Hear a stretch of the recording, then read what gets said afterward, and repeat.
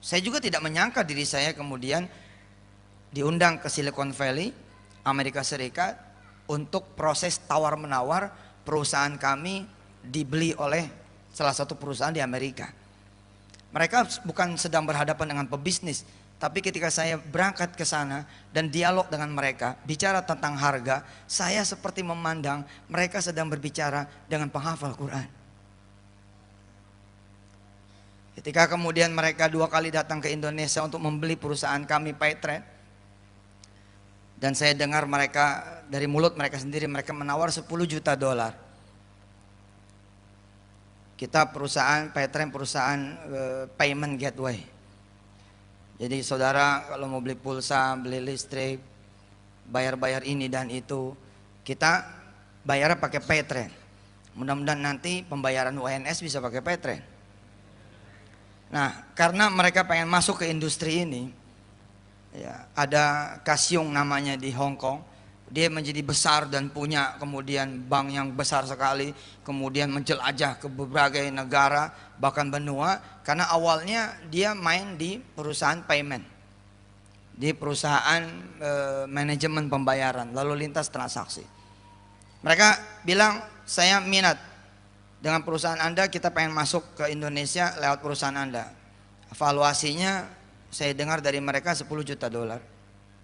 Saya terkejut bahagia tapi nggak kaget ketika saya mendapati, oh saya ada di dunia itu ya, oh saya ada di dunia ini ya, sesuatu yang sebelumnya saya nggak pernah ngerti, nggak pernah tahu. Saya tidak seperti saudara-saudara semua yang kuliah di dunia IT, benar-benar kuliah, kemudian berangkat dari karyawan biasa, kemudian tembus jadi manajer, jadi GM, jadi direktur, kemudian berangkat lagi mendirikan perusahaan IT. Enggak, saya berangkat dari Al-Fatihah, kemudian Al-Baqarah, kemudian Ali Imran, terus jalan sampai kemudian ketemu juz 29, juz 30, berangkat terus Al-Hakumut, naik terus sampai kemudian An-Nas. Enggak, saya tidak berawal dari awalnya manusia biasa, saya berangkat dari Quran. Gila kan? Maka ketika kemudian saya menginjakkan kaki di bandara New York John F. Kennedy di Amerika Serikat, saya seperti sedang membawa berita gembira buat para penghafal Quran. We are here. Kita ada di sini. Karena sebagai seorang penghafal Quran ada muru'ah, ada izzah. Saya ketika datang ke Silicon Valley, pertanyaan saya begini, apa ada perusahaan di sini yang bisa saya beli? Pertanyaannya saya rubah, Pak. Pertanyaannya bukan jadi nggak nih, jadi nggak dibayar nih, nggak. Pertanyaan saya ketika ke Silicon Valley, saya bilang, ada nggak perusahaan di sini yang bisa saya beli? Kenapa? Karena saya pengen mereka tahu sedang berbicara dengan seorang penghafal Quran. Oh, saya bukan sombong, tapi ini izzah seorang penghafal Quran. Kenapa kita penghafal Quran jadi yang dibeli? No, saya yang pengen beli. Bagaimana nanti gedung putih kita rubah jadi gedung merah putih?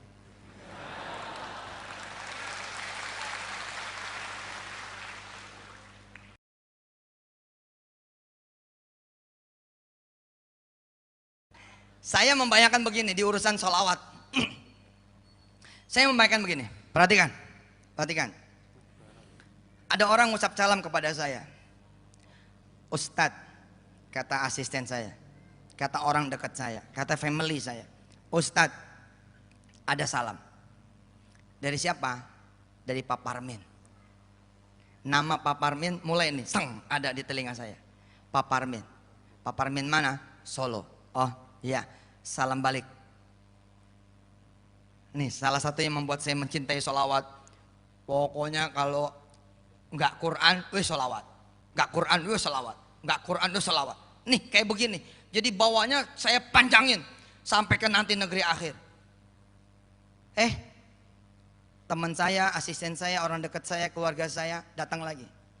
Ustadz, ada salam lagi. Dari siapa? Pak Parmin. Parmin mana? Yang Solo. Udah mulai kan ada namanya. Iya, yang Solo. Salam balik ya. Dilala Pak, tiap malam Jumat kirim salam terus sama saya. Parmin, Parmin, Parmin, Parmin, Parmin. Setahun penuh nama itu akrab sama saya. Nama itu akrab sama saya, Parmin. Itu asisten saya baru ngomong dong, Ustadz Parmin ya. Gitu. Saking seringnya memberi salam kepada saya. Hingga kemudian ada hari pertemuan, ada hari gathering, ada event, ada majelis, di mana kemudian orang-orang dari berbagai Nusantara punya daerah datang ke majelis saya. Saat itu kemudian teman saya, asisten saya, sekretaris saya, orang dekat saya, keluarga saya mengatakan begini, Ustadz, Pak Parmin ada di sini loh. Apakah saya sebagai orang yang menerima salam terus dari dia tidak begini nih posisinya? Mana? Di mana Parmin? Ada di mana? Mana ya? Oh, di belakang Pak Ustadz. Kita turun. Saya turun ke bawah. Bang, seru sampai ke posisi tiang. Kemudian saya jemput dia. Assalamualaikum Pak Parmin. Wah, Ustadz. Pak, kita ke panggung. Coba, sini aja Pak. Udah ke panggung. Saya kemudian muliakan beliau karena sering ngasih salam. Apalagi salamnya nggak kosong. Apalagi salamnya tidak salam kosong. Contoh, Pak Ustadz hari pertama nih ada salam. Dari siapa? Dari Pak Parmin. Parmin mana? Solo. Oh, salam balik buat beliau. Katanya juga buat istri Ustadz. Oh, oke. Salam balik buat istrinya juga. Buat anak-anak Ustadz. Oh iya, buat anaknya juga. Buat orang tua Ustadz. Ya, buat orang tuanya dia. Buat semua jamaah Ustadz. Oke, buat semua teman-temannya dia juga. Pak Ustadz, ini ada titipan 1 juta. Oh, subhanallah. Oke, ditunggu salamnya lagi. Wong kosong aja saya jemput. Kosong saya jemput. Kosong saya jemput. Bagaimana lagi ada isinya? Malam Jumat berikutnya datang lagi. Ustadz, salam dari Pak Parmin. Salam buat istri Ustadz, buat anak-anak Ustadz, buat jamaah Ustadz, sahabat-sahabat Ustadz semua. Saya bilang oke, sampaikan balik. Kemudian dia bilang, Ustadz, ini ada ikan asin dari beliau. Malam Jumat berikutnya ada melon. Malam Jumat berikutnya ada semangka. Pokoknya ada kiriman terus dari dia. Maka Pak, saya yang akan mengatakan, Pak Parmin bakalan datang tidak? Enggak tahu Ustadz. Tanya dia. Saya yang nurun nanya tuh. Tanya sama dia. Siap Pak Ustadz. Izin Pak Ustadz, katanya datang. Baik. Lewat pintu mana dia nanti? Tanya. Lewat mobil apa? Pelat nomornya gimana? Kita siapin tempat buat dia. Betul tidak? Karena sering. Nah, saya membayangkan ketika bersolawat kepada Rasulullah Muhammad SAW seperti itu. Jibril ngasih salam. Ya Nabi, ada salam. Misalnya dari siapa? Dari Yusuf Mansur. Oke, salam balik buat dia. Katanya salam juga buat istri engkau ya Nabi. Oke, salam buat istrinya juga. Salamnya buat turunan-turunanmu wahai Rasul. Salamku juga buat turunan-turunannya sampai hari kiamat nanti. Salamnya juga buat sahabat-sahabatmu ya Rasul. Sampaikan kepada beliau siapa yang menjadi sahabat Yusuf Mansur, salamku untuk dia. Allah. Lalu saya terus-menerus memberikan salam. Lalu Jibril pun menyampaikan terus-menerus. Nama saya sudah ada di hatinya Rasul. Allahumma sholli wa sallim wa barik. Nama saya, nama kita semua mudah ada di hatinya Rasul. Di catatan saya nggak bohong. Hari ini Prof. Rafiq Karsidi sudah ada catatannya di Allah, di Rasulnya, dan para malaikat-malaikat pembawa Al-Quranul Karim. Wal mursalat, al-mursalat. Lihat cek dari ayat 1 sampai dengan 5. Semua malaikat-malaikat yang membawa wahyunya mengenal para Rafiq Karsidi dan semua teman-teman Al-Qumi dan siapapun yang berkhidmat dengan Al-Quran. Saya tidak salam kosong. Saya membawa duha untuk Rasulullah. Saya membawa tahajud untuk Rasulullah. Itulah duit, itulah semangka, itulah melon. Berwarna. Saya mencintai sholat-sholat sunnah. Saya mencintai ibadah-ibadah sunnah. Kenapa? Karena saya ingin menunjukkan kepada Rasulullah. Ya Rasulullah, aku mencintaimu. Maka kalau saya salam kosong di padang mahsyar, Jibril akan menyampaikan begini kepada Rasulullah. Ya Muhammad, labbaik ya Jibril. Masih ingat yang namanya Yusuf Mansur? Ingat ya Jibril. Dia ada di sini dan lagi susah. Kira-kira Rasulullah yang sering mendengar salam dari saya, apakah akan membiarkan Parmin ada di luar bermandikan matahari sengatan? Enggak mungkin Pak. Saya akan jemput. Begitu juga Allah menyuruh Rasulnya, ya Muhammad, Orang yang senantiasa memberi salam kepadamu ada di sini. Dia membutuhkan syafaatmu. Jemput. Allah, Allah, Allah. Terhadap Quran pun begitu. Di wisuda rumah tahfiz yang pertama, saya menangis. Saya bilang, ya Allah, saya pengen kemudian Rasulullah mencari saya. Di mana ada Yusuf Mansur? Di mana? Rasulullah kemudian menenteng tangan saya. Sof, ada orang nungguin kamu. Saya bingung. Mestinya pertanyaannya ada Allah yang nungguin kamu. Tapi pertanyaannya Rasul, ada orang yang nungguin kamu. Tapi yang ngomong Rasul, siapa? Saya kemudian dengan bangganya ditarik oleh Rasul. Saya pun bangga karena yang narik adalah Rasul. Keluar dari kerumunan kesulitan saya. Menyeruak, kemudian keluar. Ternyata di sana udah ada ibu saya. Ini yang membuat saya stabil stamina saya di Quran. Insya Allah mudah-mudahan tidak pernah berubah, amin. Apa kata Rasulullah? Sof, ini ibu kamu. Ayo siap-siap. Kita mau ada prosesi pemakaian mahkota untuk ibu kamu.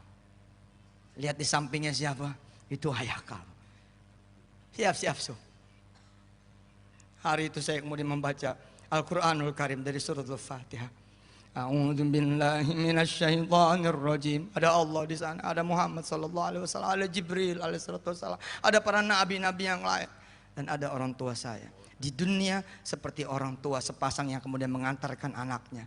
Ustaz, anak saya apal Waqiah. Ayo nak, baca depan Ustaz. Allah.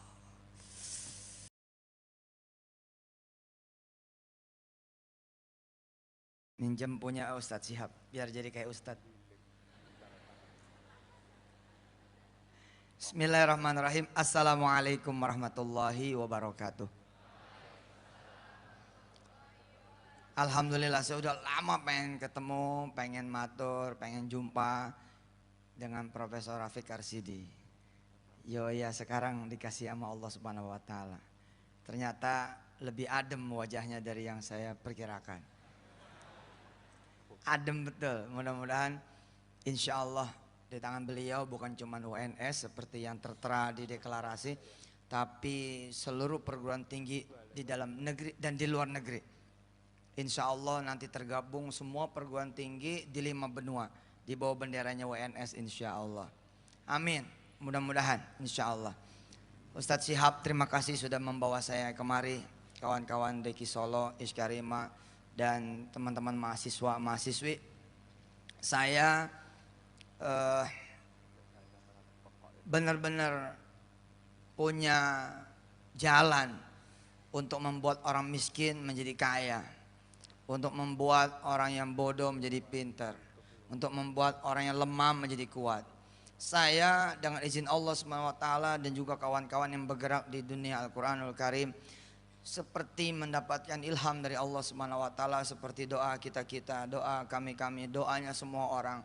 Ya Allahumma inna nas'aluka fahman nabiyyin wa hifdzal mursalin wa ilhamal malaikatillahil muqarrabin. Bahwa yang paling gampang untuk mengangkat orang-orang kecil menjadi besar, orang-orang hina menjadi mulia, sederhana sekali. Tempelin dia dengan Quran, rekatkan dia dengan Quran, satukan dia dengan Quran, blend dia dengan Quran. Insya Allah berubah, betul-betul bakal berubah. Setiap apa yang kemudian nyambung dengan Allah Subhanahu wa taala, memang dia akan berubah. Saya mengingat sejarah berdirinya Paytrend. Paytrend ini, Prof, salah satu perusahaan kami dengan izin Allah Subhanahu wa taala yang bergerak di bidang IT. Saya tidak menyangka, seperti saya lihat tadi daftarnya, ada anak-anak mahasiswa kedokteran yang hafiz Quran, ada anak-anak fakultas teknik, ada anak-anak yang dari berbagai latar pendidikan. Saya juga tidak menyangka diri saya kemudian diundang ke Silicon Valley, Amerika Serikat, untuk proses tawar-menawar perusahaan kami dibeli oleh salah satu perusahaan di Amerika. Mereka bukan sedang berhadapan dengan pebisnis, tapi ketika saya berangkat ke sana dan dialog dengan mereka, bicara tentang harga, saya seperti memandang mereka sedang berbicara dengan penghafal Quran. Ketika kemudian mereka 2 kali datang ke Indonesia untuk membeli perusahaan kami Paytrade, dan saya dengar mereka dari mulut mereka sendiri, mereka menawar 10 juta dolar. Kita perusahaan Paytrade, perusahaan payment gateway. Jadi saudara kalau mau beli pulsa, beli listrik, bayar-bayar ini dan itu, kita bayarnya pakai Paytrade. Mudah-mudahan nanti pembayaran UNS bisa pakai Paytrade. Nah, karena mereka pengen masuk ke industri ini, ya, ada Kasyong namanya di Hong Kong. Dia menjadi besar dan punya kemudian bank yang besar sekali, kemudian menjelajah ke berbagai negara bahkan benua, karena awalnya dia main di perusahaan payment, di perusahaan manajemen pembayaran lalu lintas transaksi.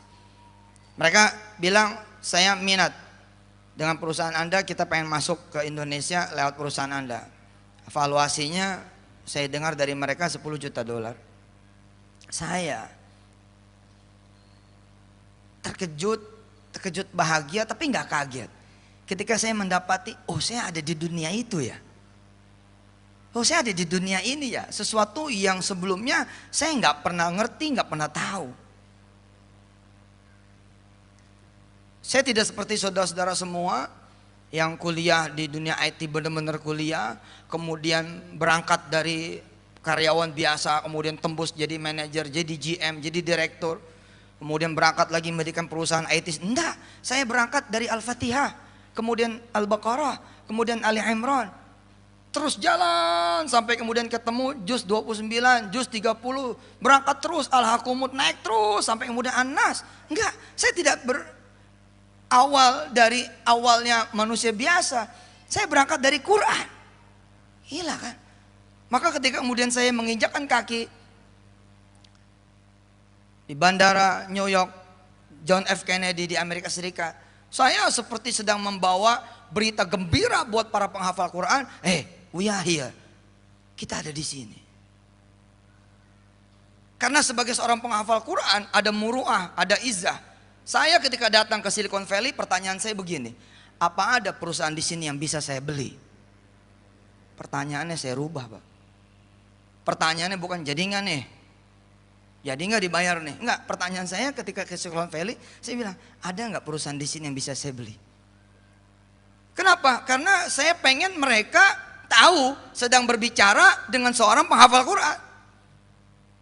Oh, saya bukan sombong, tapi ini izzah seorang penghafal Quran. Kenapa kita penghafal Quran jadi yang dibeli? No, saya yang pengen beli. Bagaimana nanti gedung putih kita rubah jadi gedung merah putih?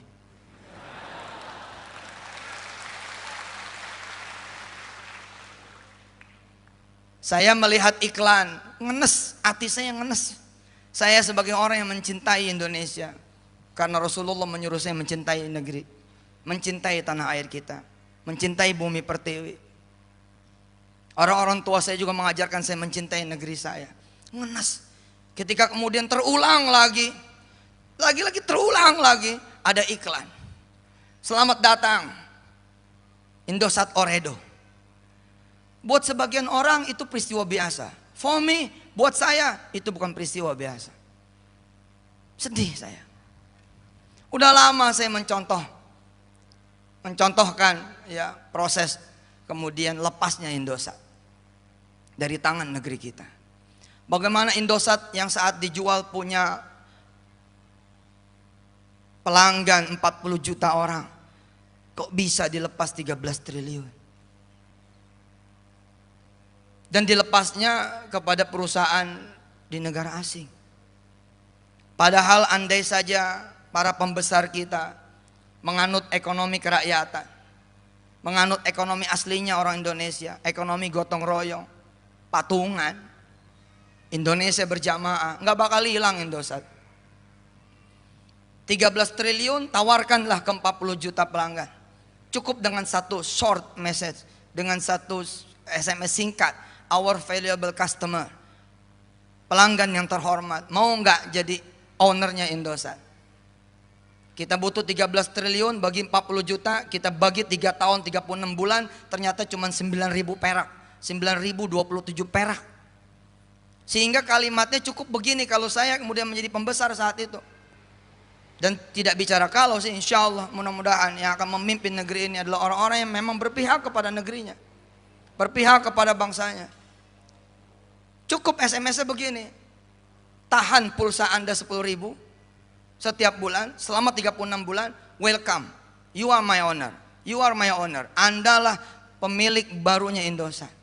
Tapi tidak dilakukan.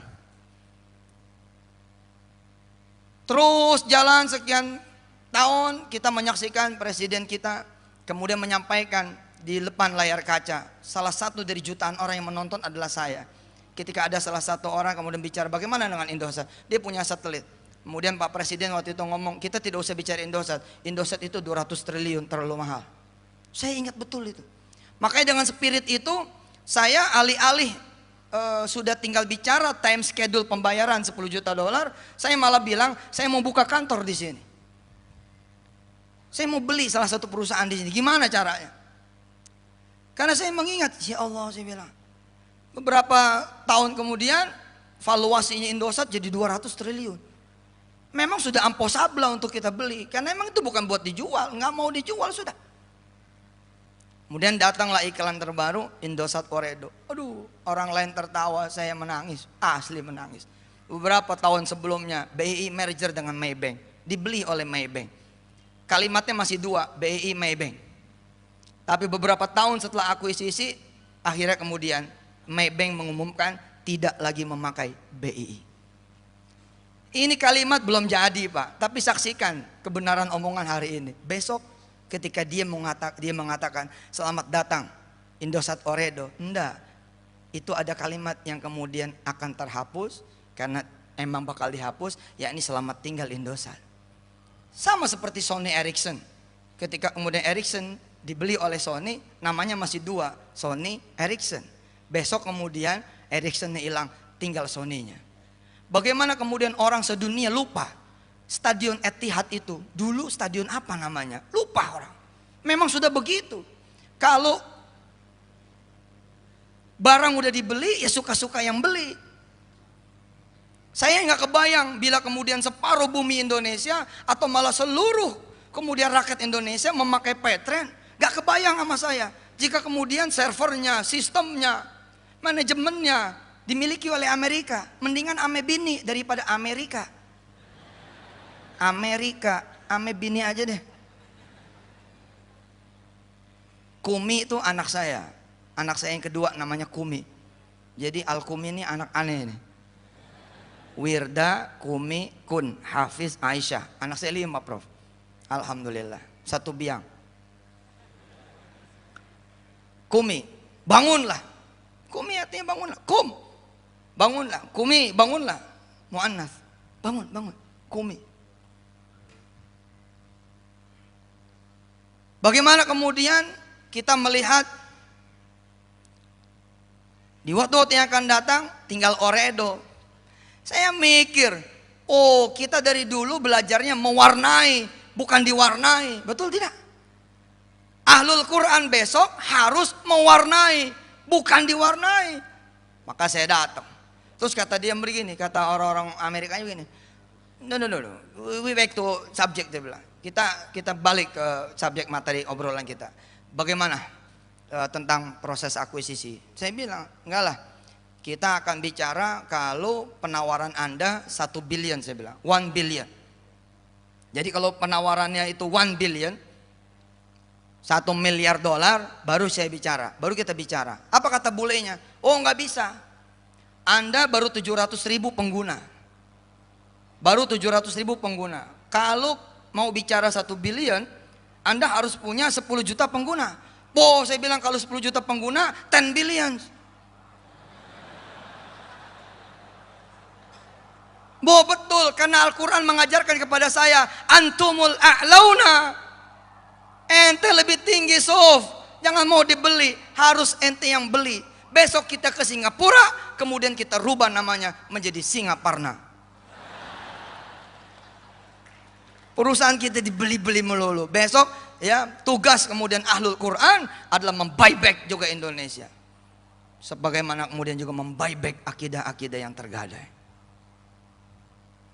Tidak cuma berhenti pada episode kita menghafalkan Al-Quran. Tapi bagaimana kemudian Al-Quran membuat sebuah bangsa yang kecil, sebuah kaum yang dianggap amal lalat pun lebih gede lalat, yakni Nabi Allah dengan para sahabatnya saat itu. Tapi ketika dikirim oleh Allah Al-Quranul Karim, tadi Ustadz Syihab di mana itu Masjid Agung Karanganyar bercerita, sekumpulan kecil sahabat, 12 orang, 3 orang pakai sendal, yang lainnya nyeker, bisa menguasai 5 benua, bisa sampai ke negeri Cina. Karena Al-Quranul Karim, dan itu betul. Itu betul. Saya dulu mencontohkan seperti ini. Mana tangannya? Tangan, pinjam tangannya. Ayo, taruh di atas. Taruh di atas tangannya. Oke? Al-Quran itu, ayo. Bareng semua, 1, 2, 3. Ibarat seperti ini. Taruh di bawah tangannya. Ada di dasar laut. Ada orang tenggelam di dasar laut. Kemudian dia naik. Terus sampai ke permukaan. Mana suaranya? Terus sampai ke permukaan. Dijemput sama nelayan. Naik ke perahu. Dinaikin ke perahu. Dibawa ke tepi pantai, dibawa ke rumahnya, dikasih handuk, dikasih pakaian, dikasih makanan hangat, dikasih minuman hangat. Orang ini mandi, kemudian makan. Ditanya juga bisa kerja apa, ditanya juga bisa kerja apa, bisnis apa, usaha apa. Dia jawab nggak tahu. Oleh si pemilik rumah, si nelayan, diajarin bercocok tanam. Dan dikasih lahan. Akhirnya dia bisa bekerja. Dia bisa bertani. Dia bisa berkebun. Kemudian dia tambah luas kebunnya. Dia bisa dagang di kampung itu. Mana? Dia bisa dagang di kampung itu. Kemudian dia bisa berdagang antar kampung. Berdagang antar pulau. Menguasai pasar di Indonesia. Menguasai pasar di negerinya. Kemudian berdagang lagi antar negara. Dan ketika dia meninggal dunia, dia terus naik, nggak bisa di stop, unstoppable, sampai kemudian posisinya mentok. Ada sisinya Rasulullah Muhammad SAW. Dulu saya tidak membayangkan kalau contoh itu terjadi sama saya. Kan tadi ada ceritanya tuh. Mula-mula dagang dulu di kampungnya, kemudian bisa berdagang antar kampung. It was me. Gak nyangka. Ketika saya mulai bercerita sampai bisa berdagang antar kota, mulai nyampe nih. Tapi ketika saya kemudian bilang, coba nih gue naikin nih. Kita kemudian orang ini berdagang antar negara. Bisa gak? Tapi saya yakin karena redaksi hadisnya seperti itu. Kalau kita udah nempel sama Quran, maka kita akan diangkat, terus dan tidak pernah berhenti, bahkan ketika kita wafat dan nanti kelak dibangkitkan. Iqra wartaqi. Baca kata Allah, silakan baca. Kamu naik sendiri. Nanti tempat akhirmu, akhir dari manzilatak nanti adalah dari akhir ayat yang takra'uha, dari ayat yang kalian itu nanti baca. Bayangkan bila kemudian kita menyelesaikan 30 juz, Allah tempat kita bersama para nabi dan rasul, lalu kita bisa berduduk, bisa bercakap-cakap, bisa melihat Nabiullah Muhammad SAW. Episode yang kemudian menjadi episode menyenangkan buat para orang tua adalah ketika anak-anaknya dibawa sama orang tua menemui saya. Ustadz, anak saya apal waqiah loh. Terus saya tersenyum, oh ya, apal waqiah? Iya. Ayo dek, baca dek. Terus saya juga mempersilakan, silakan dek baca. A'udzu billahi minasyaitonir rajim. Anak itu baca, yang menangis ayah ibunya. Sambil megang Samsung sama iPhone-nya. Bismillahirrahmanirrahim. Saya duduk di situ di depan anak ini. Idza waqa'atil waqi'atu laisa liwaqa'atiha kadzibah. Ayah ibunya kemudian bleber matanya. Sambil megang dia punya jejak, sambil dia ngusap air matanya, ya Allah, anak saya membaca di depan Ustadz Yusuf Mansur. Saya pun senang melihat dua insan ini senang, melihat kemudian ayah dan ibu ini senang, melihat anak yang membaca depan saya. Saya kemudian usap palanya dan saya beri dia hadiah. Saya membayangkan besok saya begitu di depan Rasulullah Muhammad SAW. Jibril mengantar saya ke depan Nabi Allah Muhammad SAW. Jibril juga mengantar Prof. Rafiq Karsidi ke depan Nabi Allah Muhammad SAW. Jibril memberi salam, ya Rasulullah, salam alaik, wahai Rasulullah, salam sejahtera untukmu. Ini Prof. Rafiq Karsidi, kenalin. Rasulullah bilang, udah kenal. Jibril bingung, emang pernah di UNS? Betul, saya membayangkan itu. Puncaknya adalah di mana kemudian orang tua saya ada di samping saya, dan itu yang membuat saya bilang sama santri-santri saya, sampai mati kita harus jaga hafalan Quran kita, sampai kemudian kita betul-betul bukan cuma sekedar pernah ngafal, tapi kita diwafatkan sebagai orang-orang yang memang menghafalkan Al-Quran. Kenapa? Karena momen itu yang paling saya tunggu, di mana Rasulullah kemudian bilang, silakan Yusuf Mansur baca ayat itu sebagaimana dulu Allah menurunkannya kepada Jibril dan Jibril menurunkannya kepada saya. Lalu saya membaca depan Nabi Muhammad SAW. Kemudian Nabi bilang, cukup, mari kita sama-sama baca di hadapan Allah Subhanahu Wa Taala. Oh, itu yang membuat saya nggak berhenti. Dan saya pengennya tidak sendiri. Saya ngajak yang lain. Saya bilang sama Nabi Allah Muhammad, ya Nabi, itu di belakang ada teman-teman dari Al-Qumi, pengen setoran sama engkau ya Nabi. Satu-satu pada maju, kita berdua, kita bertiga, kita berempat, kita berlima, kita bersepuluh di organisasi ini, di kampus ini, bersama wakil-wakil dari rektor-rektor yang lain, menyaksikan anak-anak kita terus ganti berganti. Allah, Quran Pak, nggak nyangka kemudian saya bisa berdagang. Pertama dagang Malaysia, peng, masuk Malaysia, masuk Singapura, kemudian masuk di negara-negara Asia. Kita terbang ke Hong Kong. Biasanya kita masuk Cina ke Indonesia, saya malah masuk dari Indonesia ke Cina. Saya dari dulu bilang, saya demen nih sama si Elon Musk. Demen nih saya sama si Elon Musk. Dari dulu saya bilang, oke, no problem, saya muslim, dia bukan muslim. Tapi saya mencintai dia, saya menyukai dia karena spiritnya. Saya mendengar, saya kemudian membaca, saya melihat sejarahnya dia. Bagaimana kemudian Elon Musk berangkat kemudian dari Afrika Selatan, menundukkan Amerika di usia yang masih sangat belia. Belia. Ketika dia berumur 6 apa 7 tahun, dia bilang sama teman-temannya, "Kamu ya sini." Temannya pada datang. Ada apa? Ada apa? Ada yang manggil El, ada yang manggil Elon, ada yang manggil Musk. Ada apa? Kata si Elon Musk, "Look at the moon." Lihat itu bulan. Elon Musk nanya, menurut Anda semua, menurut teman-teman, is it far? Jauhkah? Atau dekat? Teman-temannya bilang, it's far away, jauh banget. Terus si Elon Musk umur 6-7 tahun bilang begini, no, it's close. Enggak, dekat banget. Look, dia bilang, lihat, see, I can catch the moon. Saya bisa nangkep bulan. Dia giniin tuh tangannya. Terus bulan diginiin, nah, dapat, dia bilang. Teman-temannya bilang, hah, gitu mah gue juga bisa. Tapi Elon Musk bilang, I will go to the moon. Saya akan pergi ke bulan. Dan di kemudian hari dia membangun X-Space. Dia orang pertama sipil bukan NASA yang kemudian memberangkatkan sepasang pengantin menikah di luar angkasa. Dia punya PayPal. Wah, karena itu saya bilang, saya punya Paytrade.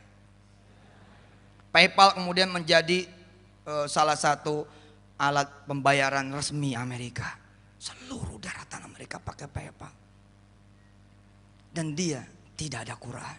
Jadi ketika saya datang ke Amerika, jeder, saya seperti bilang, oh, Elon Musk datang tidak dengan Quran, saya datang dengan Quran.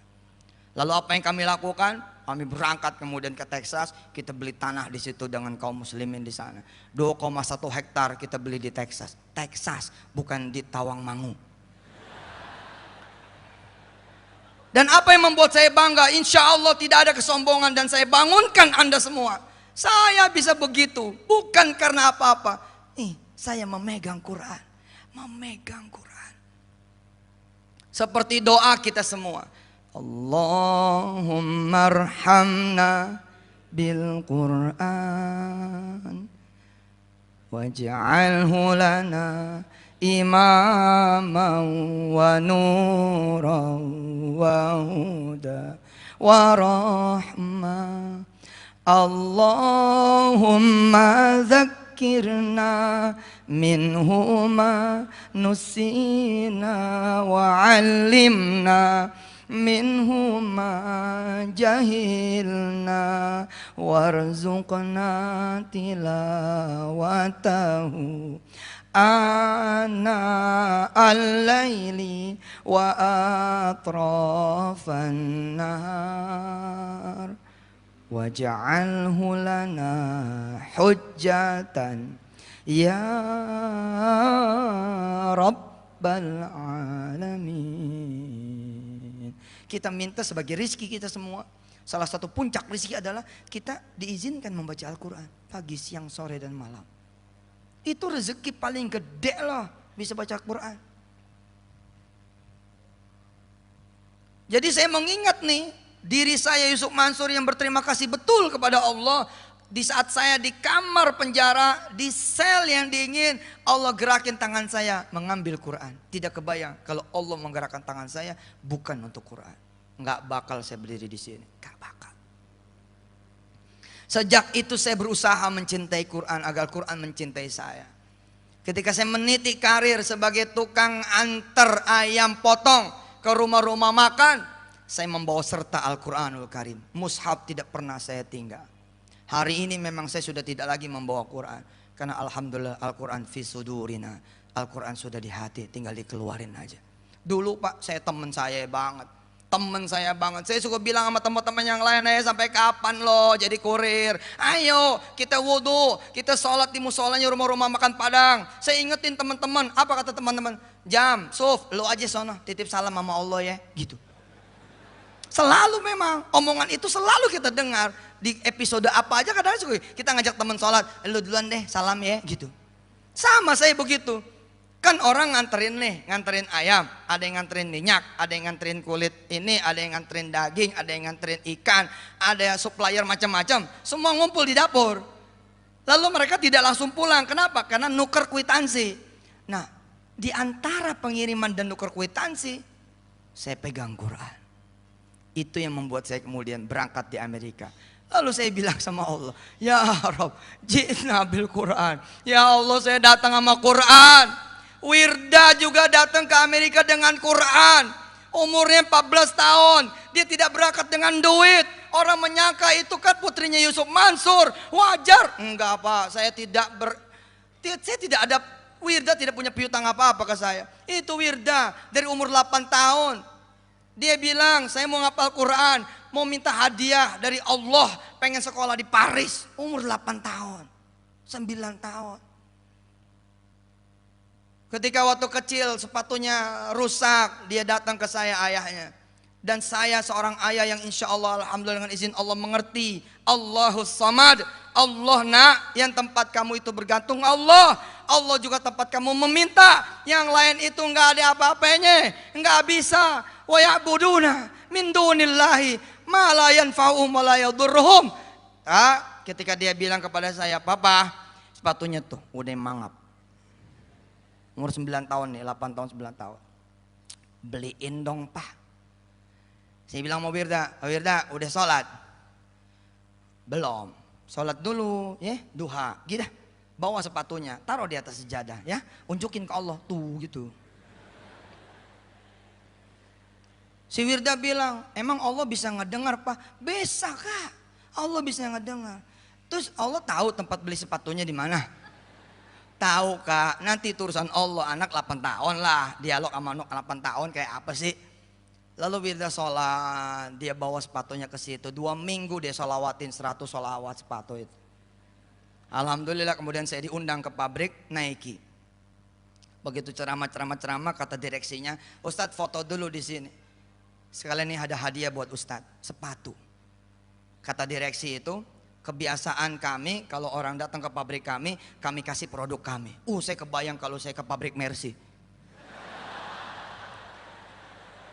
Kayak apa itu? Tanpa kemudian ngelihat isi sepatunya, saya permisi pulang. Makasih ya.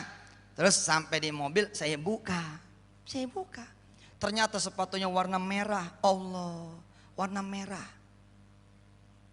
Nomornya 36. 34 atau 35 gitu. Kemudian saya ngomong Mas Hariman, Man, ini orang bener-bener nganggap gue kecil ya. Merah lagi sepatunya kayak perempuan gitu. Saya tidak mengingat permintaan Wirda. Dan saya tidak tahu bahwa ini dikirim Allah buat Wirda. Allah. Buat Wirda. Terus kata Sariman, kata panitia, boleh ditukar Ustadz. Jangan. Kalau ditukar jangan. Kalau ditambah boleh. Gitu Prof, ditukar jangan. Nambah boleh. Dan dia pulang. Begitu saya pulang, kebiasaan anak pertama, langsung begitu dia ngeliat saya tuh, papa gitu. Dia pelok saya, dia tomprok saya, kemudian dia ngeliat sepatu. Nah, sepatu kakak nih gitu.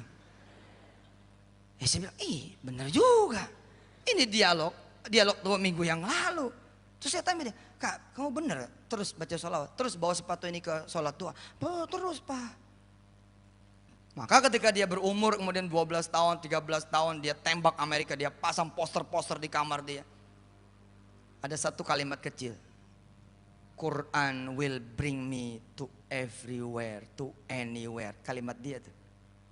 Quran akan membawa saya kemanapun, dimanapun. Luar biasa. Alhamdulillah, dia lagi jalanin program. Sekolahnya lompat-lompat, pindah-pindah.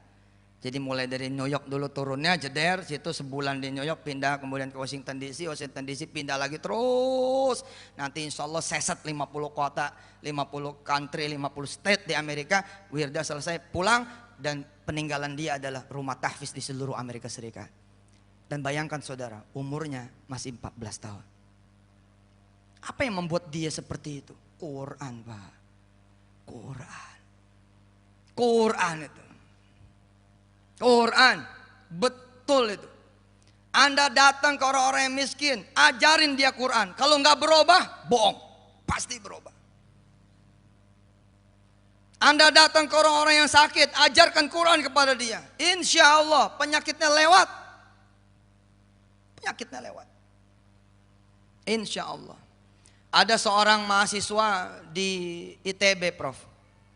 Di Masjid Salman dia bercerita, Ustadz, saya alhamdulillah dulu pernah OD, hampir mati Ustadz. Tiba-tiba kemudian saya nangis ngelihat Quran. Di samping Quran ada Riyadus Shalihin, dia bilang, bercerita tentang surat Tabarok. Saya tuh nggak tahu gimana gemeter, saya ambil itu surat Tabarok, saya ambil Quran, saya buka surat Tabarok. Kemudian saya ngaji sebisa-bisanya Ustadz. Alhamdulillah.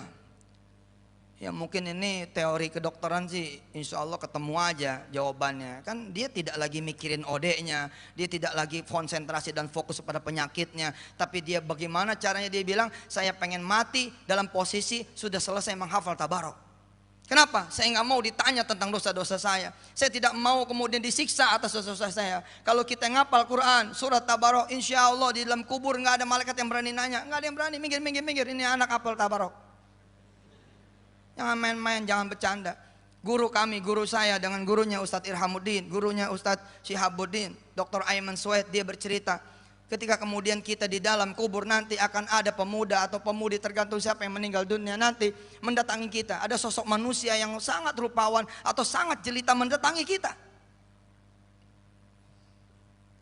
Orang ini bertanya, sudah makan belum? Kita bingung, kok di kuburan ada yang nawarin makan? Udah minum belum? Terus dilihat kasur kita seperti apa.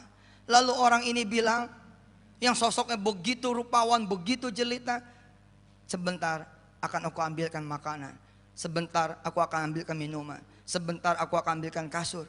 Makanan, minuman dan kasur yang diambil itu dari surga. Lalu Dr. Ayman Suwaid bilang, manhi, siapa dia? Dia adalah Al-Quran yang kita baca ketika di dunia. Menjadi teman kita. Allahu Akbar. Sebaliknya teman-teman kita yang belum dapat hidayah, dia belum sholat, yang nemenin ular sujaul akro. Begitu kita meninggal dunia, jeder, dibangunin. Begitu kita bangun melek, ada ular gede bener begini. Oh, gitu. Terus kita nanya, siapa kamu? Ularnya ketawa, emang kelihatannya apa? Gua ular tahu gitu. Quran. Wirda berangkat dapat beasiswa 720 juta per tahun. Enggak ngurus proposal, enggak nulis surat, enggak minta ke instansi manapun. Bahkan yang memberi visanya wakil dubes. Ada wakil dubes datang. Saya bilang jangan datang, bawa visa sini. Karena males saya ngantrinya. Saya males ngantri. Kan kalau kita bikin visa di Amerika tuh ngantri ya pinggir jalan gitu ya, negara kita ngantri pinggir jalan. Yang bener aja. Dia datang tuh wakil dubes, diurusin sama dia. Allah, kok bisa begitu? Wih, bisa. Kenapa? Inside him bukan Intel tapi Quran. Inside him bukan Intel tapi Quran. Kan ada tuh, tong. Intel inside. Intel inside, prosesor Intel. Nah, kalau ada inside, kalau di inside kemudian itu ada Intel, beres, cepat, apa kerjanya kuat. Nah, ini di dalam ente Quran, di dalam wirda Quran. Ya Allah, luar biasa. Saya nyontoin itu seperti orang tenggelam. Saya tenggelam, benar-benar tenggelam. Tenggelamnya juga dihimpit batu, gak bisa gerak. Hingga kemudian saya mendengar suara Al-Quran. Quran memanggil-manggil saya, sini tahun 98. Sini, buka. Itu betul itu, suara itu seperti manggil itu. Saya buka Quran, saya baca Fatihah, saya baca Alif Lam Mim, saya bilang kemana aja saya. Saya hafalin, dapat 4 juz alhamdulillah. 98 saya keluar. Begitu keluar dari sel, di penjara, saya ngomong sama ayah saya. Ayah, alhamdulillah di dalam sempat hafal 2 bulan itu 4 juz. Ayah saya bilang, bagus, masuk aja lagi. Supaya 30 juz. 99 masuk lagi. Allah, di situ saya bilang, oke, I believe my destiny. Siap, saya bilang, saya mau percaya takdir saya. Bismillah, jika takdir saya di Quran, ya Allah, uruslah urusanku. Kita tanda tangan tuh sama Allah. Take over problems. Saya ngurusin Quran aja, Allah yang ngurusin masalah saya. Alhamdulillah 2006 masalah selesai. Dulu saya membayangkan ketika kemudian guru-guru mengajarkan kepada saya hari itu, bulan itu, tahun itu, dan tahun-tahun sebelumnya, saya konsentrasi betul ke hadis itu. Innallaha, sesungguhnya Allah, yarfa'u, akan mengangkat bihadzal kitabi, dengan Quran ini, aqwaman, seorang, satu keluarga, satu kaum, satu bangsa, satu negara yang ngopeni Quran. Betul-betul terngiang. Lagi betul-betul mempelajari, lagi terpesona. Kemudian ditambah lagi dengan kehadiran akhuna Ustadz Syihabuddin dari pesantren Iskarima. Ketika dia sampaikan sambil makan semangka, yang disampaikan hadis yang memang saya sudah terpesona duluan. Saya bertanya kepada Allah, akankah ya Allah engkau mengangkat Yusuf Mansur yang hina ini, yang penuh dengan dosa ini? Akankah engkau mengangkat aku yang tidak punya masa depan ini dengan Quranmu? Aku nggak nyampe pikiranku ya Allah, tapi nggak usah aku pikirin, itu urusanmu ya Allah. Urusanku adalah ngopeni Quran. Betul-betul saya ngopeni Quran. Saya tanya nenek A, nenek B, nenek C. Saya tanya kakek A, kakek B, kakek C. Udah bisa baca Quran belum? Kalau belum, saya datang. Saya datang ke samping tempat tidurnya. Saya bacakan Quran kepada dia yang tidak saya kenal siapa dia. Pokoknya judulnya saya ngopeni Quran. Saya bilang kepada dunia, bila Anda bisa baca-baca, bila Anda bisa apal-apal, bila Anda tidak bisa baca belajar, kalau Anda bisa ngajar-ngajar, apa yang bisa Anda lakukan? Anda bisa beli Quran, belilah Quran dan bagikan. Anda bisa menyediakan kipas anginnya, Anda bisa pasang tikernya, apapun yang Anda lakukan buat Quran, sesungguhnya Anda sedang meninggikan derajat Anda sendiri. Saya membayangkan tuh, saya bilang, kita kayak di bawah nih mah.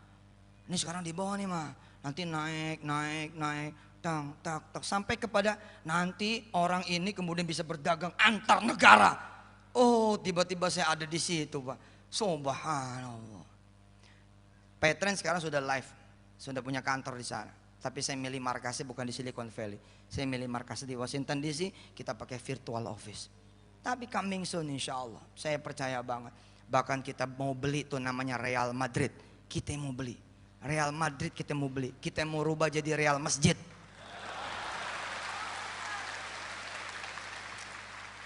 Barcelona kita rubah jadi Barca, insya Allah pemainnya turun pakai peci haji. Messi lu pakai peci haji sono. Messi bilang kenapa? Why? Bukan why, gue ownernya pakai.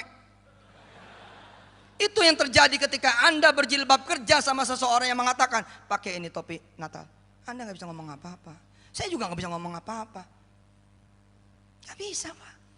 Ya sudah, makanya warnai, beli, jangan jadi yang dibeli. Beli. Dan izin, apa ya? Udah mau sholat Jumat, nggak ada sholat Jumat. Oh iya, oke. Gak bisa Pak.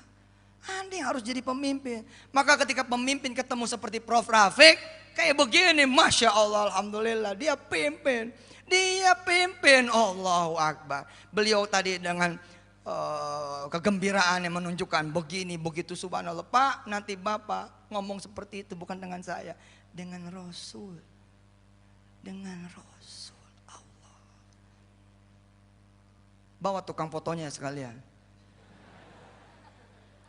Jibril di tengah-tengah gitu. Allah. Ngomong. Ya Rasul, lapor begini. Masa saya begini. Ini periode saya 2015. Nah ini posisi saya ketika jadi Menteri Pendidikan.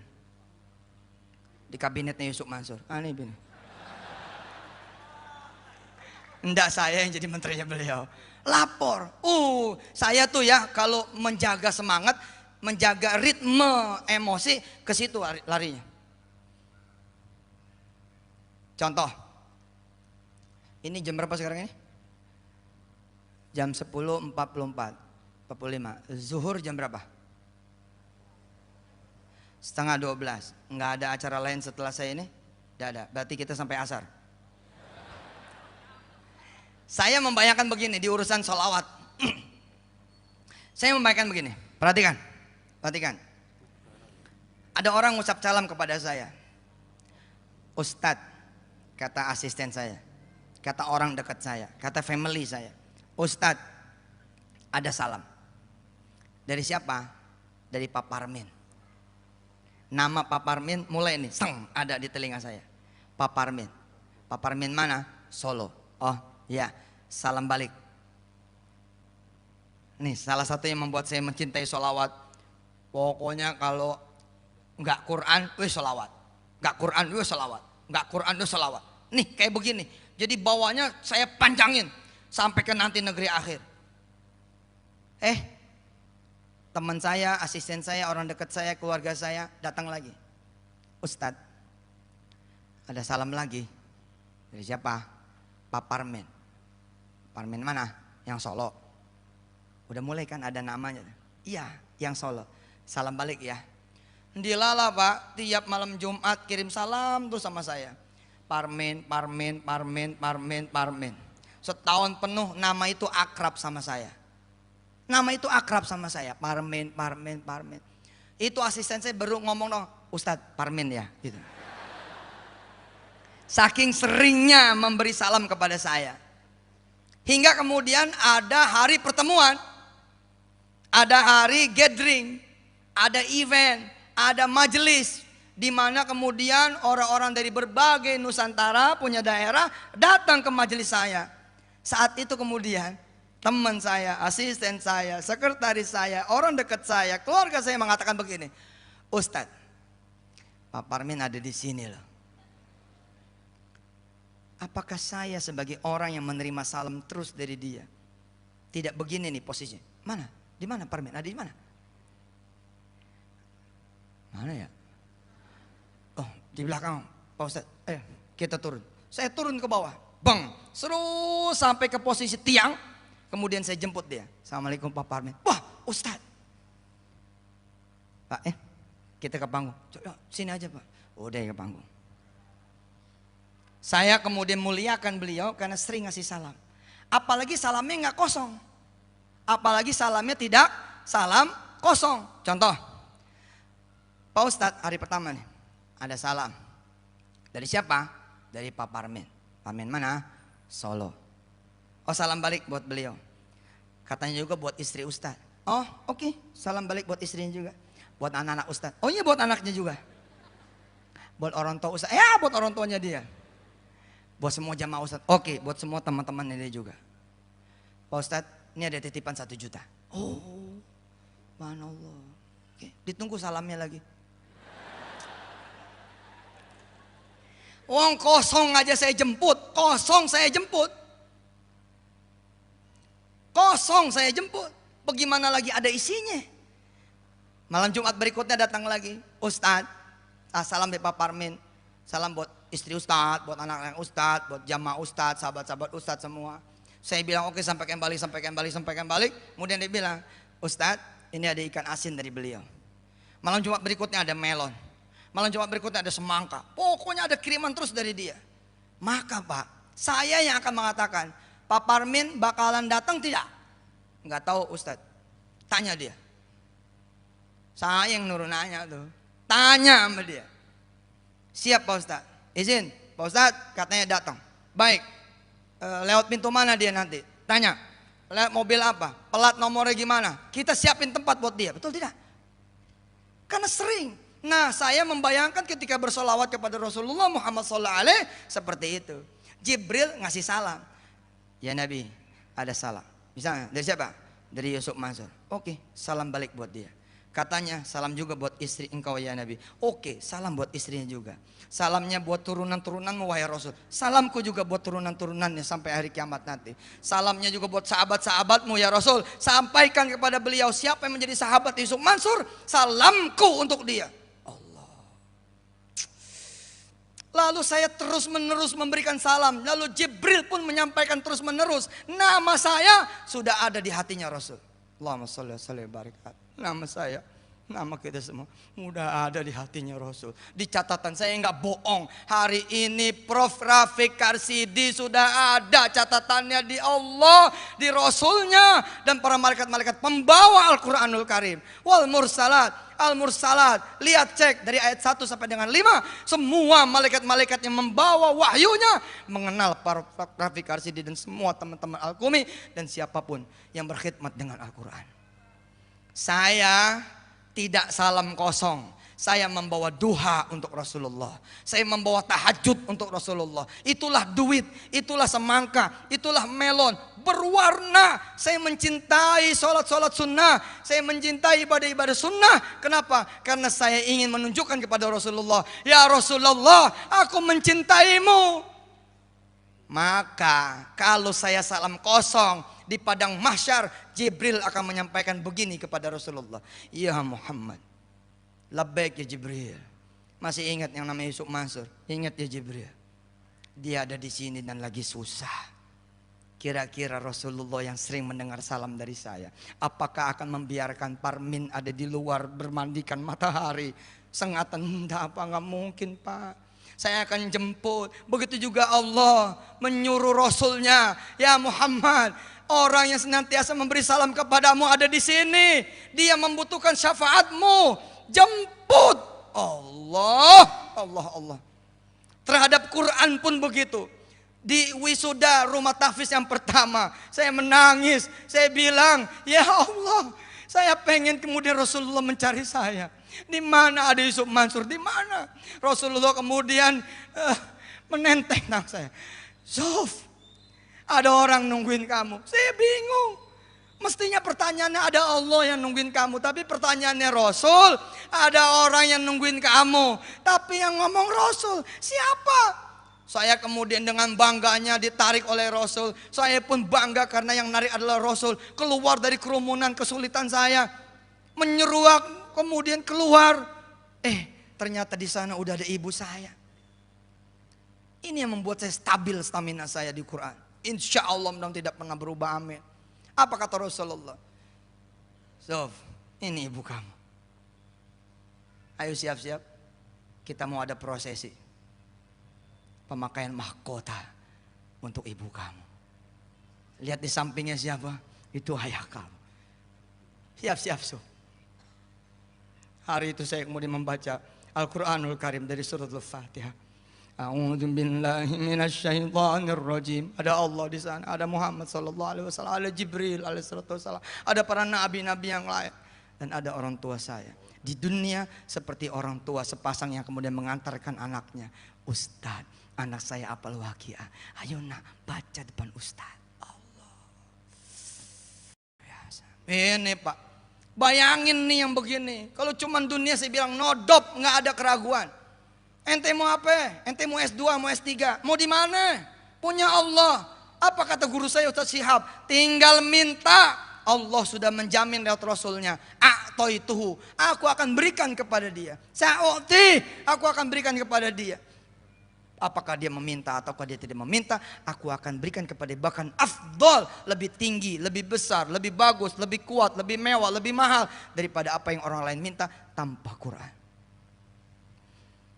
Enggak, dunia mah udah beres, udah pokoknya beres aja. Ada rumah masih ngontrak, coba tiap malam tuh berdua suami istri ngaji. Berdua tuh suami istri ngaji. Tiap malam.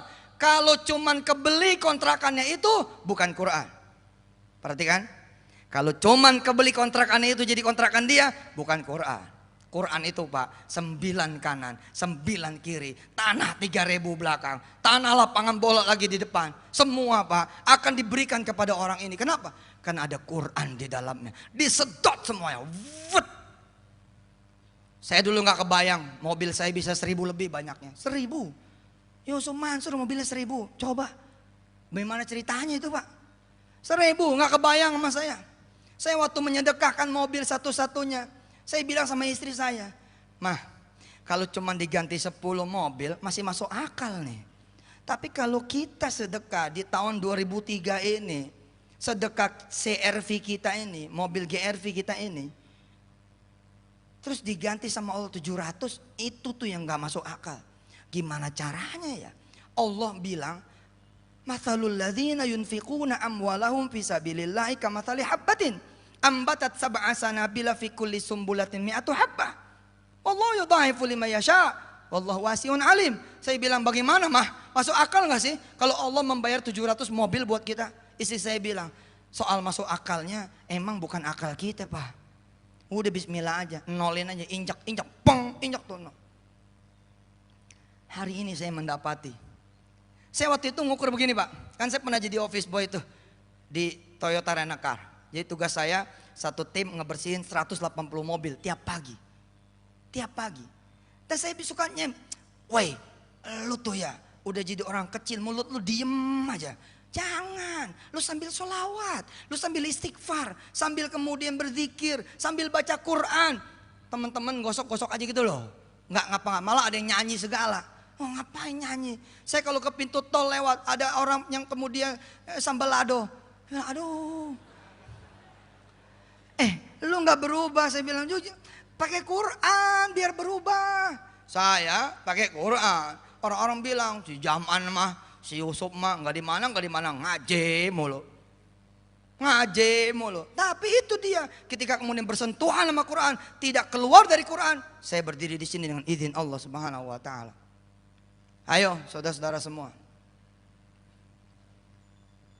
Quran isinya nggak ada yang bohong, benar semua. Ketika Quran bilang aku akan ganti 700 kali atau lebih, kami nggak sanggup. Waktu itu saya begini, Pak Ade, Pak Selamat dan kawan-kawan dari Wisata Hati dari Quran, Prof. Rafiq Arsidi. Oh gini kali ya, Mah. Nanti kita akan punya perusahaan Rent-A-Car Mah. Lalu orang-orang akan nitip mobil dan kita punya perusahaan dengan 1.000 mobil. Saya mencoba memprediksi my future. Jadi dengan sedekah 1 mungkin jadi 700 dengan cara seperti itu. Ternyata enggak loh. Enggak. Allah tidak memberi saya Rent-A-Car yang kemudian mobilnya seperti Toyota Rent-A-Car. Saat itu ada 4.000. Pada saat saya kerja di sana 4.000 mobilnya. Auto 2.000 saat itu. Kemudian hari saya jadi ustadz. Terus lama-lama alhamdulillah saya baru menyadari, iya, satu Indonesia ini 560 kota dan kabupaten. Di tiap kota ada mobil yang menjemput saya. Luar biasa. Dan yang datangnya Pak 6 mobil, 7 mobil. Kalau nggak di stop itu yang nganter yang jemput, mungkin sekampung pada pengen jemput. Berarti kalau satu kota ada 10 mobil, itu 5.600 mobil di seluruh kota. Bahkan ada mobil saya di Turki, ada mobil saya di Rusia, ada saya pergi ke Kazakhstan, ada mobil saya di Kazakhstan. Kita buka rumah tahfiz di Macedonia. Macedonia udah ada, Cat. Itu kota apel kayak Malang. Allah, itu indah bener Macedonia. Saya berangkat itu kota apa, negara Balkan ya. Di sana juga ada jemputan saya. Wah, oh begini rupanya. Allah bilang, Suf, aku bayar kamu dengan jumlah mobil yang unlimited. Tapi aku taruh di tempat-tempat yang nanti kamu butuhkan. Pokoknya begitu kamu datang tuh mobil keluar. Nggak perlu bayar bensinnya. Nggak perlu ngupain sopirnya. Dan mobil itu boleh dibawa pulang ke Jakarta. Gitu Pak Parmin ya. Ini mobil Pak Parmin Alphard. Boleh dibawa ke Jakarta. Kalau Ustadz mau bawa aja. Loh itu yang terjadi, betul. Kalau saya jadi Ustadznya sewenang-wenang, mana ada jemaah yang menolak. Kalau saya bilang sama Pak Parmin saya minta ya Alphardnya. Nggak mungkin nggak dikasih, nggak mungkin. Yang nggak ngasih kan bininya. Ustadz nih. Allah yang punya semuanya, betul itu. Gak kebayang sama saya. Maka kalau Anda ini orang yang tidak bisa bayaran SPP, lalu kemudian saudara ngapalin Quran dan bisa bayar, belum Quran itu mah, belum Quran, mana ada istimewanya? Nggak istimewa. Yang istimewa mah di kemudian hari Anda punya sendiri universitasnya dengan nama Anda sendiri. Itu yang luar biasa. Tukang nasi goreng sambil kemudian dia masak nasi goreng, sambil dia ngaji ayat apa yang dia hafalin. Besok dia akan punya 100 cabang nasi goreng. Mas Jody dan Mbak Anik warung stick and shake. Ya. Bagaimana kemudian sebelum dia kenal Quran, berapa jumlah cabangnya? 20 Pak. Begitu kenal Quran, wuss, ada 150 outlet. Baik itu warung stick and shake-nya, kemudian bebek selamat dan yang gak selamat. Ada bebek selamat, ada bebek yang gak selamat. Ya. Terus ada Icon, ada yang lain-lain. Apa kata Mas Jody sama saya? Sekarang saya udah tahu cara gampang ngembangin Quran, gitu katanya. Gimana? Gimana caranya? Asal mau. Terus saya sekarang udah tahu juga caranya ngembangin usaha. Gimana caranya? Ngembangin Quran, gitu. Jadi kalau ditanya sama Mas Jody, kalau ditanya ke Mas Jody, apa kiat-kiat Anda ngembangin Quran? Ya gampang. Asal aku mau aja, insya Allah lah itu ada jalan. Terus apa kiat-kiat Anda untuk mengembangkan usaha Anda? Ngembangin Quran gitu. Simple. The simple word. Simple sekali. Jadi kalau ditanya kerjaan Anda apa Pak Jody? Kerjaan saya ngopeni Quran gitu. Ngopeni Quran. Wah pokoknya keren dah. Insya Allah. Besok mahasiswa-mahasiswi sini, Masya Allah, insya Allah. Begitu nanti saya berangkat jeder makan di warung sate gitu ya. Ini ente mahasiswa toh? Siapa namanya? Ini depan. Ini depan. Ya. Hah? Wisnu, nanti ada sate Wisnu. Fakultas apa panjenengan? Hukum. Anak fakultas hukum buka sate Wisnu. Nanti ada tuh sate Wisnu. Saya datang ke situ sama Ustadz Syihab, sama Ustadz Irham, sama Haji Adib, sama teman-teman, sama Prof. Begitu datang, keluar nih Wisnu. Pak Ustadz, kenal saya enggak? Enggak.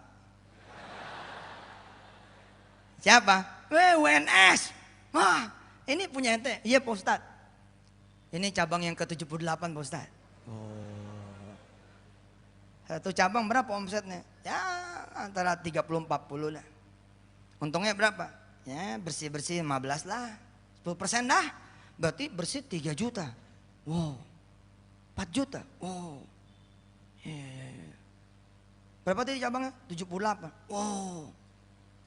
Betul itu. Jadi 250 jutaan sehari. Iya Pak Ustadz. Apa rahasianya? Rahasianya Ustadz. Ayo mari kita lihat. Mari kita lihat. Kemudian saya ditenteng tuh sama beliau. Ke dapur. Saya ditenteng ke dapur. Ke kitchennya. Ke tempat masaknya itu sate. Ternyata semua orang di dapurnya penghafal Quran. Penghafal Quran. Jadi sambil ngebakar sate sambil ngapalin Quran. Bagaimana nggak berkembang? Gimana nggak berkembang? Thumma anzala alaikum min ba'dil ghammi amanatan nu'asa yaksha ta'ifatan minkum. Apa kata Wisnu? Ustadz, jajalin sate aneh. Beda Ustadz, ini ampe tusukannya empuk.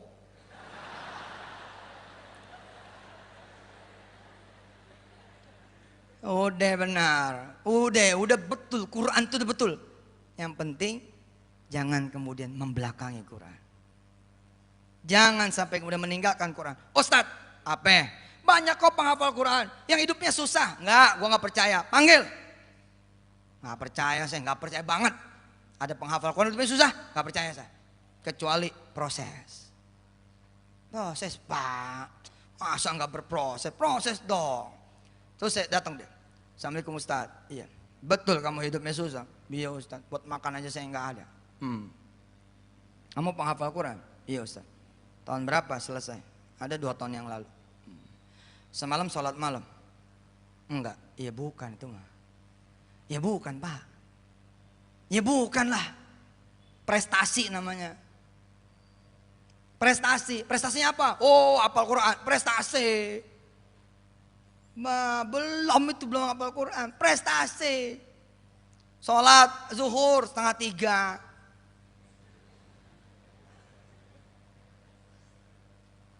Saya datang sama Agim ke satu masjid. Mau sholat asar tepat waktu. Begitu datang kecewa kami berdua. Orang sudah berjamaah. Aduh, udah tahiyat akhir. Wah, saya bilang sama A, kita langsung masuk ke rombongan ini atau nunggu mereka salam? Kata A, tunggu sebentar. Salam nih orang. Saya pengen sholat asar nih sama A. Assalamualaikum warahmatullahi wabarakatuh. Assalamualaikum warahmatullahi wabarakatuh. Terus keluar orang ini tanpa berdoa. Ngelihat saya sama A, Ustaz, A, cium tangan. Terus kita tanya, emang udah azan asar? Oh enggak, tadi sholat zuhur. Luar biasa, sholat zuhur. Anda betul penghafal Quran? Betul. Terus gimana? Wah susah, masa saya jadi penghafal Quran. Akhirnya Allah tempatkan saya menjadi tukang tarik delman. Yang benar nih Allah. Oh nggak percaya saya tuh? Nggak percaya. Udah berapa lama jadi tukang tarik delman? 7 tahun. Terus sholat berjamaah enggak? Enggak. Ya gimana?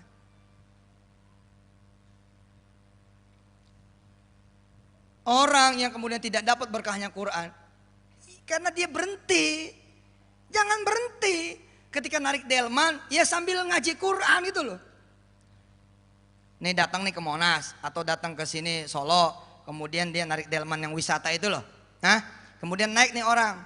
Begitu naik orang, dia kemudian orang lain pada moto-moto Solo dan sekitarnya, dia baca Quran.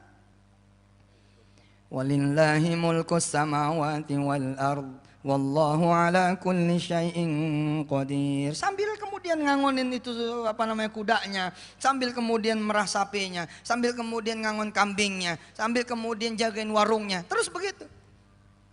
Inna fi khalqis samawati wal ardi wa ikhtilafil laili wan nahari la ayatin li ulil albab.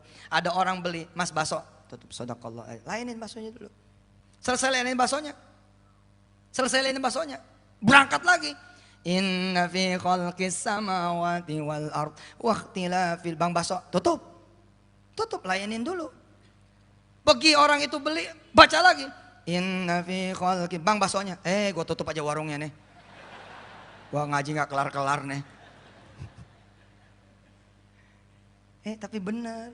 Saya tadi cerita tuh pagi ketika saya menjadi tukang penjaga toilet. Ini menjadi kisah terakhir. Karena setengah jam saya pengen dialog sedikit sama teman-teman semua. Saya jadi tukang penjaga toilet. Apa sih yang saya lakuin? Saya nggak jagain toilet. Saya cuma tulis kata-kata kecil di depan toilet. Kencing sendiri, bayar sendiri. Beol sendiri, bayar sendiri. Saya nungguinnya di mana? Di musola terminal Kalideres. Saya ngaji aja. Di situ. Saya liatin depan. Amazing. Sampai saya dapat hadiah waktu itu jam tangan seharga 1,5 juta tahun 99. Ya, Jam tangan seharga 1,5 juta buat penjaga toilet. Oh keren banget. Kenapa? Karena yang punya toiletnya bingung. Orang lain jagain 70.000. Ini ada orang nggak jagain 400.000. Kev, Quran luar biasa.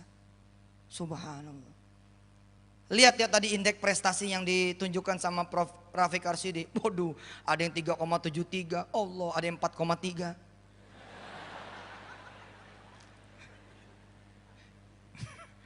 Dua orang. Oh 373. Fakultas apa Prof tadi? Yang 373 itu. Kedokteran. Allah. Begitu ada orang bunting pengen melahirkan. Enggak pakai di anestesi. Dia panggil perawatnya. Bacain surah Maryam.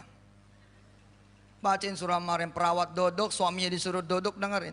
Kaf ha ya ain sad.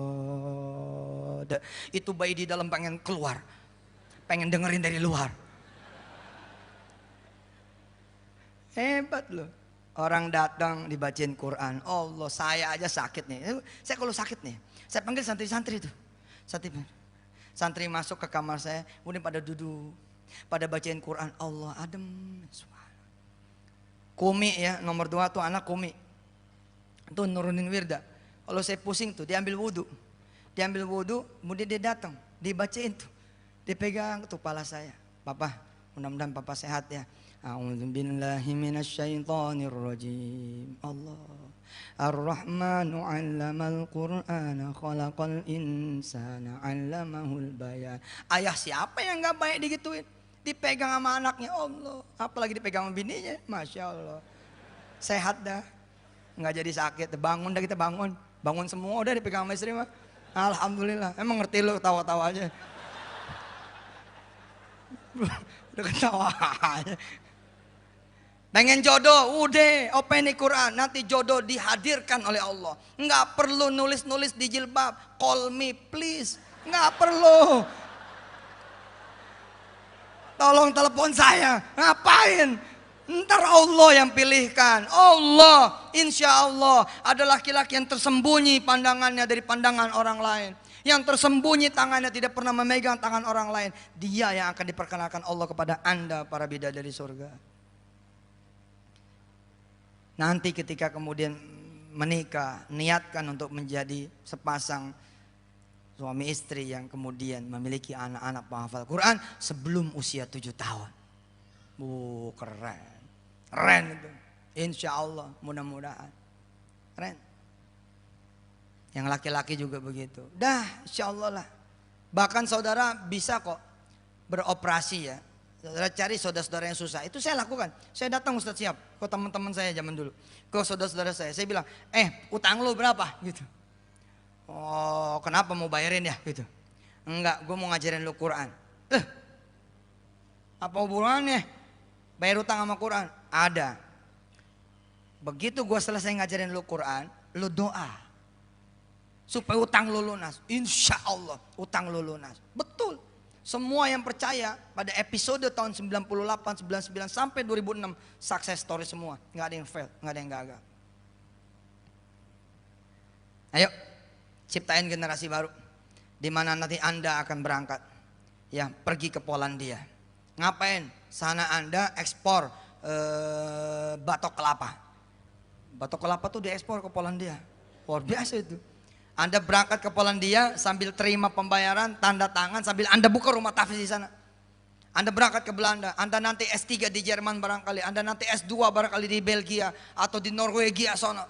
Atau ada yang kemudian keliling Eropa. Setiap jejak kamu melangkah dimanapun, Anda buka perusahaan. Di mana di perusahaan itu Anda bilang, kalian hafalin Quran 1 hari 1 ayat. Mudah-mudahan suatu saat saya diundang oleh Anda semua.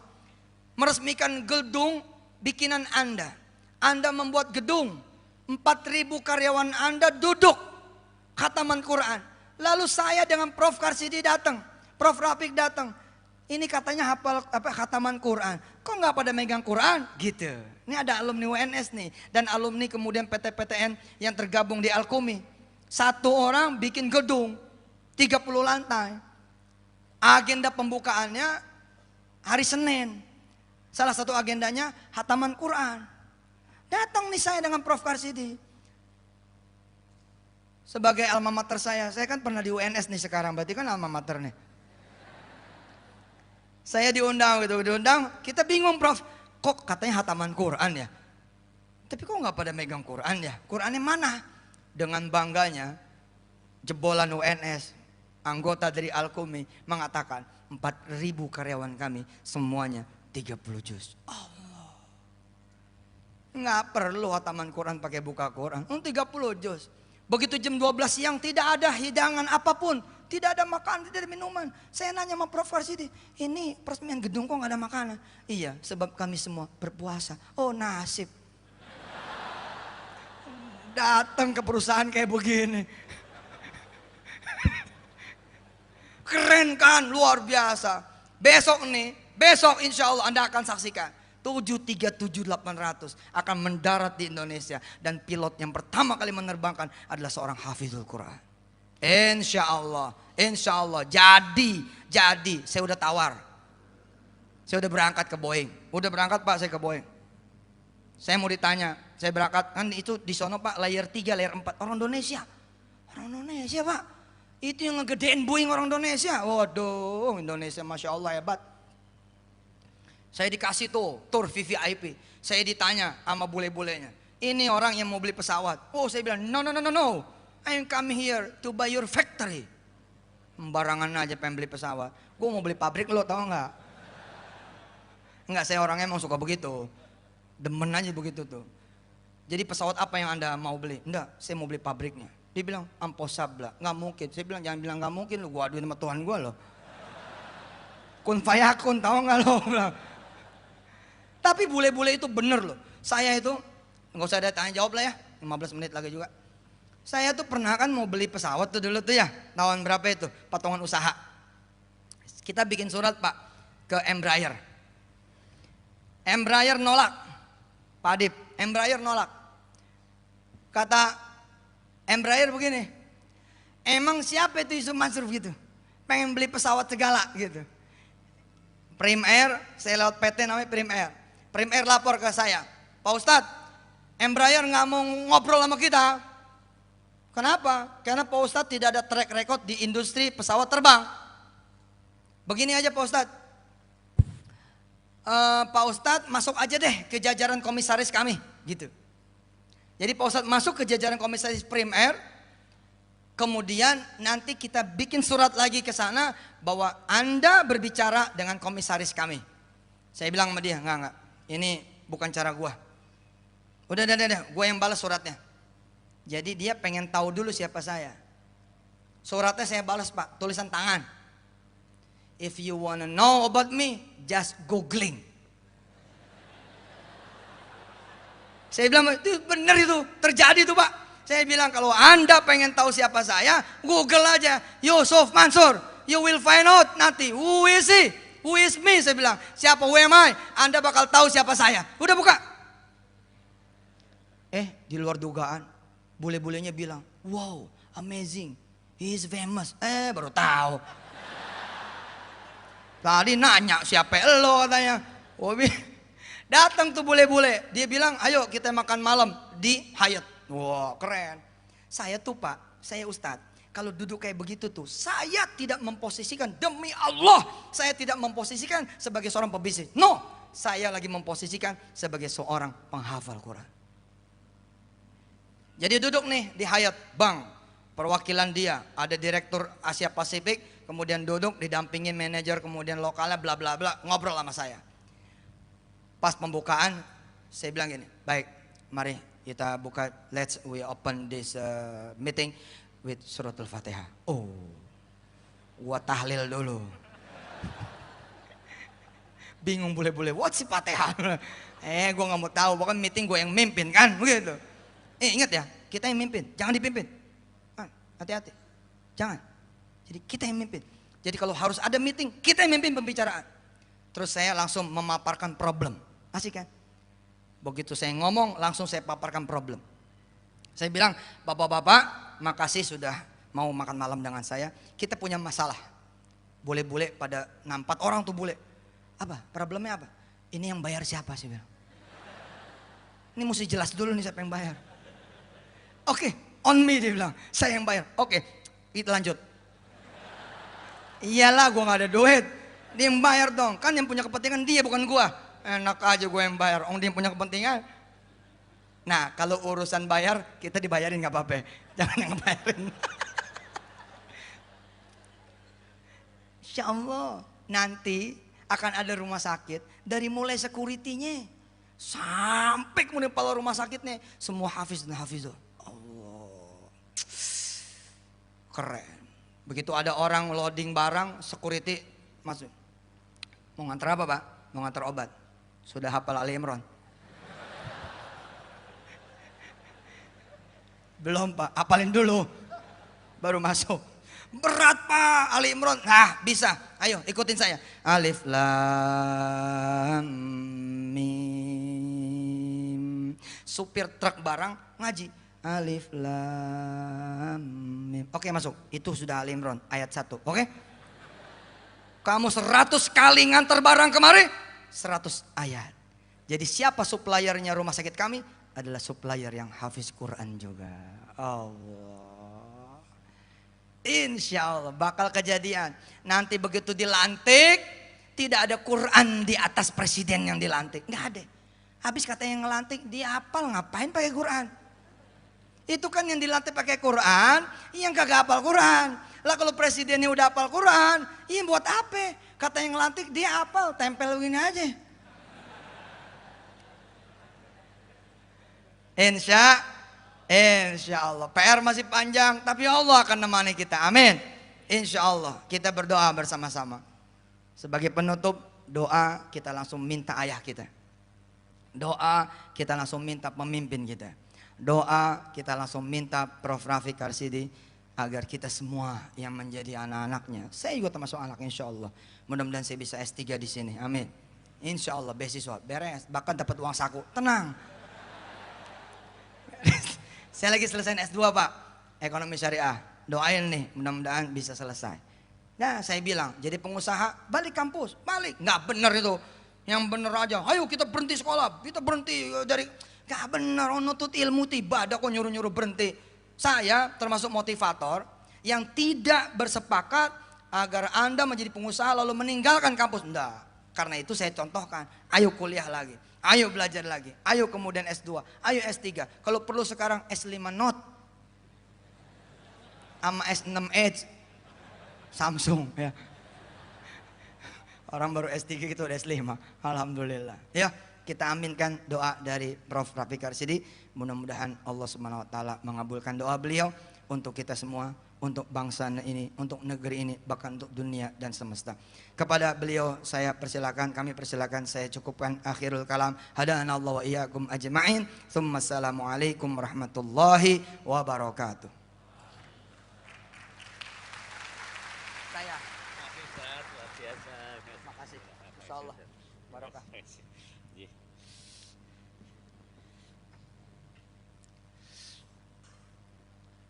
Ilahatiniyah al-fatihah.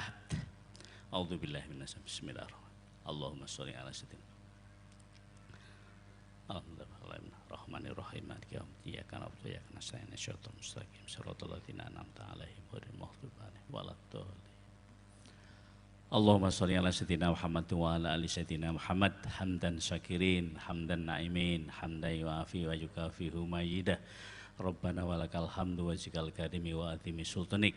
Rabbana dzalamna anfusana wa lam taghfir lana lanakunanna minal khosirin. Rabbana ighfir lana dzunubana wa kaffir 'anna sayyi'atina wa tawaffana ma'al abrar. Rabbana alaina dzikrika wa syukrika wa husni ibadatik. Rabbi habli hukman wa ahkini bisolihin. Rabbi habli minas solihin. Rabbi habli minas solihin. Rabbi habli minas solihin. Rabbana atina min ladunka rahmatan wa hayyi' lana min amrina rasyada. Rabbana atina fid dunya hasanah wa fil akhirati hasanah wa qina adzabannar ya ayya ghafar ya rabbal alamin. Wa sallallahu ala sayyidina Muhammadin wa ala alihi washabbihi wasallim. Subhana rabbil izzati amma yasifun wa salamun alal mursalin walhamdulillahi rabbil alamin.